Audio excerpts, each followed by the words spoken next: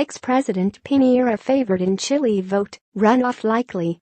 Billionaire businessman Sebastian Pinera is heavily favored to top Sunday's election, backed by Chileans who hope the former president can resuscitate a flagging economy, but polls suggest he won't get enough votes to avoid a runoff.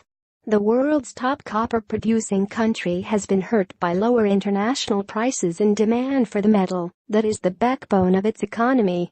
The Harvard-educated entrepreneur is proposing to cut taxes on businesses to promote growth and promises to launch a $14 billion, four-year spending plan that includes fresh investments in infrastructure.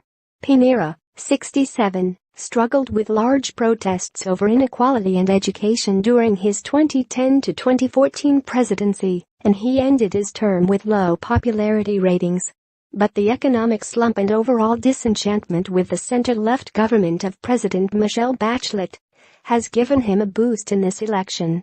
Bachelet was Chile's most popular president during her first 2006 to 2010 term, but she is ending her 2014 to 2018 presidency as the least popular. In addition to economic woes, her image was hurt by a real estate scandal involving her family, though no charges were brought.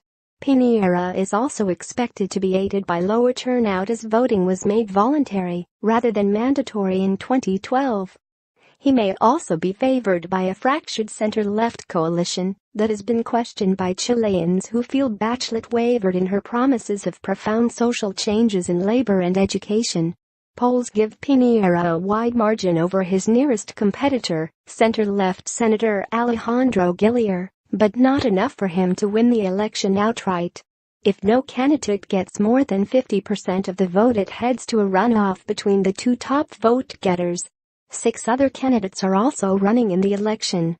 Guillier, a 64-year-old former journalist, promises to continue Bachelet's plan to increase corporate taxes to partly pay for an education overhaul, reform the constitution and improve the pension and healthcare system.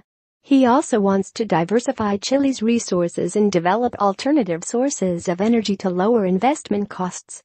The elections also choose 155 members of the lower house of Congress, and 23 seats are up for grabs in the Senate.